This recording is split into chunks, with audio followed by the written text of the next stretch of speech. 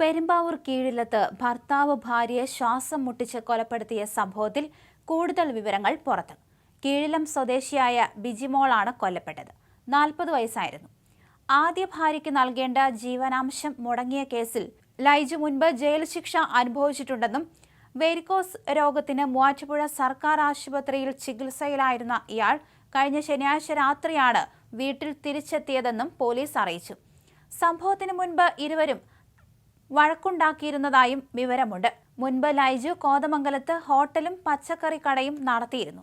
ഈ സമയത്താണ് ബിജിമോൾ അവിടെ ജോലിക്ക് എത്തിയതെന്നും പിന്നീട് ഇരുവരും വിവാഹിതരായതെന്നും ബന്ധുക്കൾ പറയുന്നു. സംഭവത്തിന് ശേഷം വീട്ടിൽ നിന്ന് ബൈക്കിൽ പോയ ഭർത്താവ് ലൈജു KSRTC ബസ്സുമായി കൂട്ടിയിടിച്ച് അപകടത്തിൽപ്പെടുകയായിരുന്നു.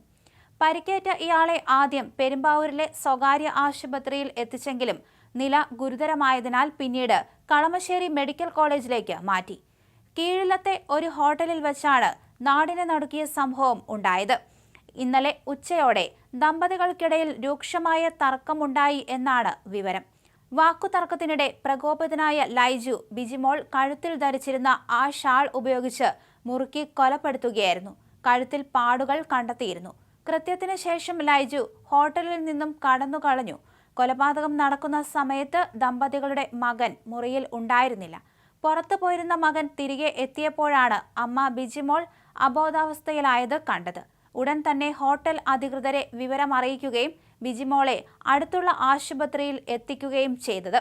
അപ്പോഴേക്കും മരണം സംഭവിച്ചിരുന്നു. കുറുപ്പംപടി പോലീസ് സ്ഥലത്തെത്തി ഇൻക്വസ്റ്റ് നടപടികൾ പൂർത്തിയാക്കിയിട്ടുണ്ട്. കൊലപാതകത്തിന് ശേഷം ഒളിവിൽ പോയ ലൈജുവിനെ കണ്ടെത്താൻ പോലീസ് ലുക്കൌട്ട് നോട്ടീസ് ഉൾപ്പെടെയുള്ള നടപടികളിലേക്ക് കടന്നിരുന്നു. മൃതദേഹം പോസ്റ്റ്മോർട്ടം നടപടികൾക്കായി ആശുപത്രി മോർച്ചറിയിലേക്ക് മാറ്റിയിരിക്കുകയാണ്. ഹോട്ടലിലെ CCTV ദൃശ്യങ്ങൾ കേന്ദ്രീകരിച്ചും പോലീസ് അന്വേഷണം പുരോഗമിക്കുന്നു. രണ്ടാം വിവാഹമാണ് ലൈജുവിൻ്റേത്. ആദ്യ ഭാര്യയ്ക്ക് ജീവനാംശം നൽകാത്തതിലുള്ള കേസ് നടന്നു വരികയായിരുന്നു. ഇതിനിടയ്ക്കാണ് ഇദ്ദേഹത്തിന് രോഗം വന്നതും പിന്നീട് ചികിത്സ തേടിയതും. അതിനു മുന്നേ തന്നെ ലൈജു ബിജിമോളുമായി അടുപ്പം സ്ഥാപിക്കുകയും വിവാഹം കഴിക്കുകയും ചെയ്തിരുന്നു. എന്നാൽ ഇവർ തമ്മിൽ പലപ്പോഴും തർക്കം പതിവായിരുന്നുവെന്ന് നാട്ടുകാരും അതുപോലെ തന്നെ ബന്ധുക്കളും വ്യക്തമാക്കുന്നുണ്ട്. അതിനു പിന്നാലെയാണ് ഈ ക്രൂരമായ കൊലപാതകം ഉണ്ടായത്. സംഭവ ദിവസവും രൂക്ഷമായ തർക്കമാണ് അവിടെ വെച്ച് നടന്നത്. അതിനുശേഷമാണ് ലൈജു ഷാൾ ഉപയോഗിച്ച് ബിജിമോളെ കൊലപ്പെടുത്തിയത്. ശേഷം രക്ഷപ്പെടാൻ ശ്രമിക്കുകയായിരുന്നു.